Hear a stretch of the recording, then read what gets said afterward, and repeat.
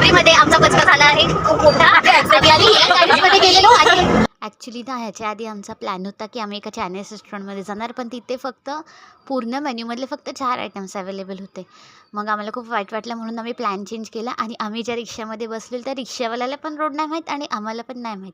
त्या चक्करमध्ये आम्ही खूप लवकर उतरून गेलेलो.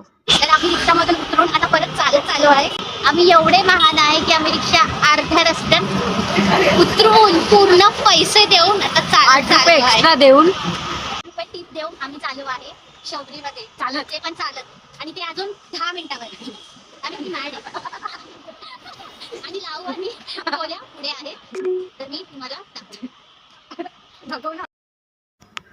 मग आम्ही पोचलो जिथे आम्हाला जायचं होतं शबरीमध्ये. आम्ही चिकन खीमा, राईस, रोटी हे सगळं मागवलेलं. आम्ही नंतर डेझर्ट पण खाल्लं, ब्राउनी अँड मेल्टिंग पेस्ट्री.